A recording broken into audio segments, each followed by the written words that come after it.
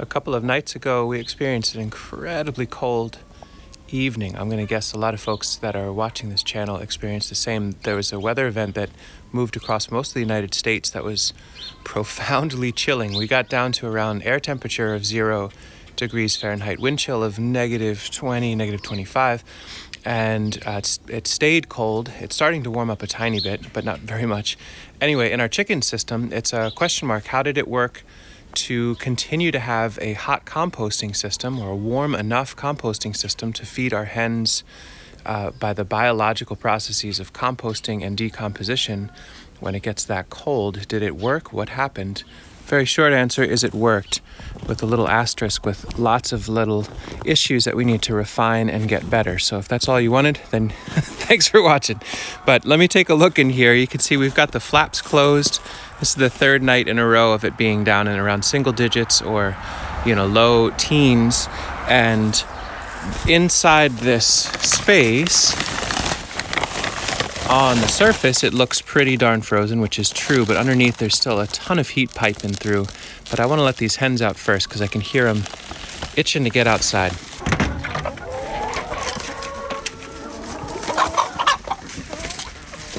So we didn't lose any hens, so that's good. A couple of them have been pretty sad about all this. The really, really old hens. We have some that are 5, 6, maybe even a few that are 7 years old. And really cold weather is just very tough when a hen is that old. The younger ones seem to be doing okay. And overall, they've been, I would describe it as thriving within this system. But first thing I want to do is take some of the grain that Sasha so lovingly soaks and cooks on the wood stove overnight and get that to the oldest hens.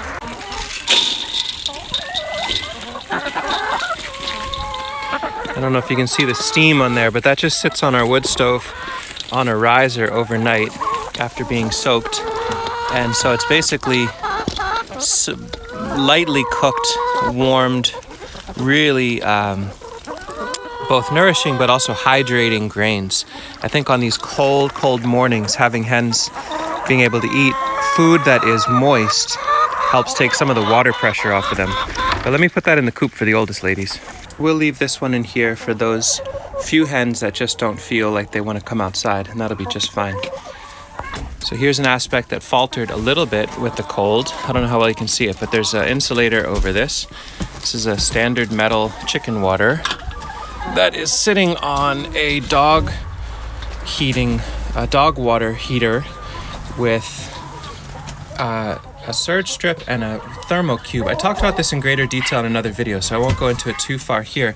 But basically, it's a fused circuit, just in case something shorts, that provides 60 watts of heat to the bottom of this when it's below freezing, only when it's below freezing. So we turn it off after things start to thaw out, and we take this away. This crusted up quite a bit. When it was -20 wind chill, that was enough to overdo it. But then with the insulator on top, which we could probably, if you were in a much colder climate, you could insulate. We have fire bricks underneath, but if you insulated this much more all the way around, I bet even down to -10, -20, you could have thawed water for your hens if you had electric. So didn't keep the water thawed during that extreme snap, but we also didn't have it optimized. Been trying to make sure each day to add a little bit of extra dry material on their walkway from the coop out to the winter run. And in one way to get that in a really good way is to use the charcoal we're making in our wood stove. Talked about that extensively, so I'll link here if you're interested in that. But we're making basically 4 or 5 batches of charcoal per day. That's the ultimate absorber and dry material. So they can walk across that. They can free choice eat that if they want. And we put it specifically where we walk too, so that we can crush it as we go. And this will get folded into the compost as an incredibly good carbon source. Another thing that faltered pretty thoroughly, I had talked about in our last video about this, the idea of the pallet here sitting on top of compost in the winter run with flats of milk free choice available. Well, those locked up solid. And that makes sense because they were in metal containers that were decoupled from the compost. It was warm, if not hot, underneath them, but with that air gap, it just didn't work out. So I have to redesign that a little bit. Maybe we'll find a spot in the winter run that we can dedicate to an even deeper compost pile. Put maybe plastic or aluminum sheets or something more conductive, and put these directly onto that. I think if we had them touching the compost directly, but without the chickens being able to kick the compost into them, they'd have stayed thawed. But that's all right. We'll thaw them out, bring them in the house, thaw them out, and bring them back out, and that's just fine. I should, in respect to the chickens' needs, get on with morning chores, which is to open up the compost in here. You can see we've been dumping some compost in this space. A whole bunch of bread and meat and greens. The hens do not mind that combo at all. And here's a fun thing. So the colder it gets, the more inertia, the more volume you need in order to keep things from freezing. You can see here, Miss Lady, what do you think? All that steam shooting out. So that's telling me this entire pile is not only above freezing, but quite a bit above. I would suspect if I put a temperature probe right in this spot, even though we got near 0 degrees just a few days ago, that's probably well over 100. Let me temp probe it and see. So I went and got the long probe. Let's see what we actually get. I have not pushed a thermometer into this stuff in quite a while. So it's reading, what is that, around 24. That's what it was in the garage. And I would suspect this is warmer than that. Okay, there's 80. There's 100. I'm not speeding this up. You can hear it in my voice. Otherwise, this would seem like a weird video trick. But there you go. So it zipped right past 140, about 18 inches down and in there, 150. So at those temperatures, the amount of inertia, the amount of power, thermophilic bacteria work that's happening. So it's going to probably cap out at around 160, 165. I would actually say it's hotter than I would like, which is kind of crazy to say after such an intense cold snap. These piles, by being protected from the intensity of the winds, I mean, it's really not much infrastructure here. They're not insulated. There's not a heat coil. There's no electricity. There's no fossil fuels. It's just buffering from the wind and then getting really good healthy ratios of free materials. So old waste hay, old leaves, and then food scraps. The waste material from the hens, their poop, helps fuel this. And then snow, as it melts for the moisture, is creating the conditions that there is a decomposition process with air temperatures around 0 of upwards to, let's see where it actually rested, right around there, 165. Kind of stunning. So 165 degree difference, although today it's about 10 degrees, so let's say it's 150 degree difference right underneath where that lady just pooped. You can see our workflow has been with this cold to dump the food scraps outside, which seems ridiculous, but what that does is it freezes them immediately, locks them right up, and then we can move them in little by little so that rather than having one huge pile that breaks down right away, the hens have access to an ever thawing wave of apples and tomatoes and eggs and grain and meat and cheese and then seeds that are coming in too. So we can move them in. You can see once they're in the main walkway, they start to thaw out a little bit from the air temperature. They can work on it as much as possible, and then we can move it onto these hot piles to keep it going nicely. And I noticed some of the squash that we put in there started to cook. At 160 degrees, it's a slow, gentle steam cooking for both meat and greens and root vegetables. So they're getting cooked food by nature of the decomposition process from underneath. You can see I'm going to start running out of space over here where all the hens are hanging out. Basically, you can map out how warm it is in here by where the hens are. It must be the warmest right there because they kind of sit still and they go into like a trance state and just enjoy the heat, the improbable heat.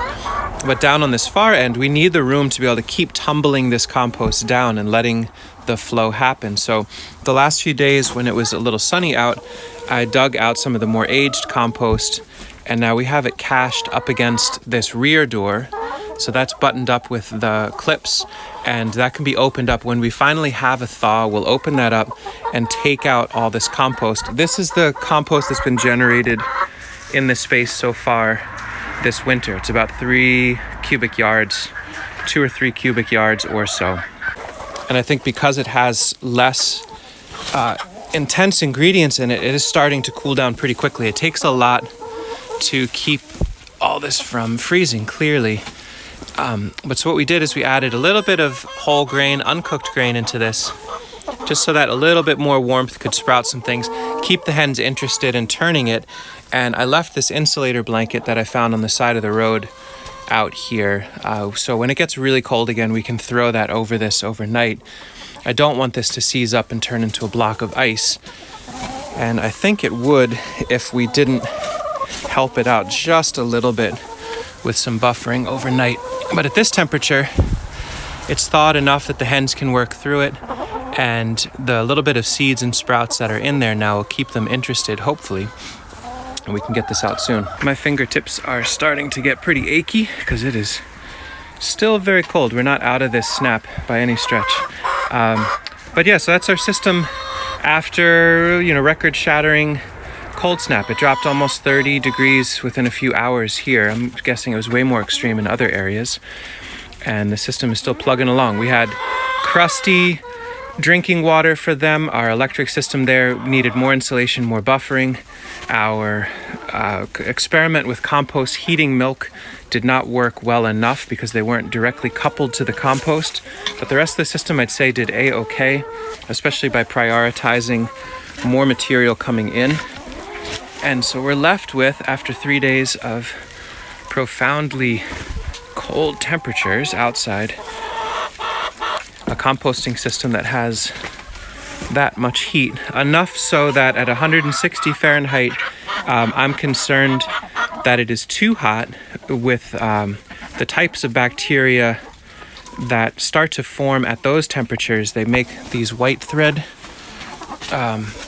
This white thread bacteria almost looks like ash. It feels like at that point, it just basically cooks all of the viable seed. It cooks a fair bit of the soil life. It's pretty destructive to the fungi. So today I'm going to go through and open this up, let some of the heat out, believe it or not, let it vent, let it aerate and cool off so that we can get it back to around 100 to 120, where it's strong enough to keep the heat in it, but not so over hot that it cooks the life out of it.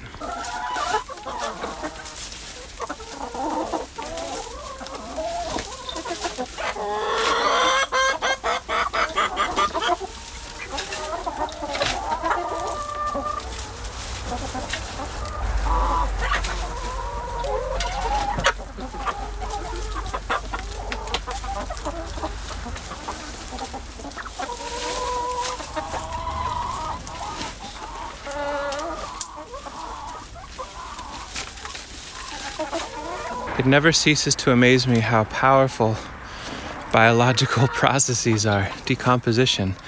There's all excess warmth and moisture leaving. Has a little bit of an aroma, but not too bad. I think we've got the ratios right with enough carbon, but certainly could always use more charcoal. And that is it for now. I'm not gonna turn anymore. We wanna let this door stay open. There's lots and lots of spaces where airflow can come through just to kind of exchange gases. And for now, the hens can experience 80 to 100 degree air temperature while eating meat and bread and greens on a day that is solidly frozen with no direct sunlight just a few feet away in a structure made out of other people's trash that costs less than $10. You can do this wherever you live. Tap into those waste streams and get creative with the sort of structures that can allow this sort of thing to happen. It wasn't that big a deal. It's a fair bit of work each day, but it's a lot of pleasure for the hens and so many cascading yields from this system.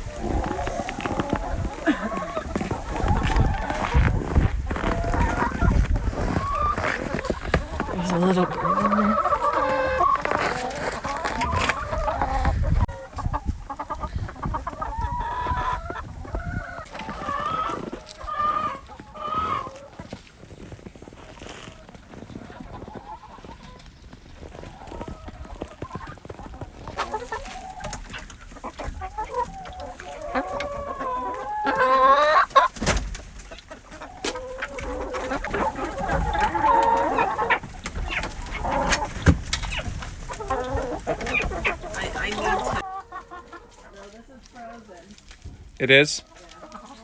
Frozen solid?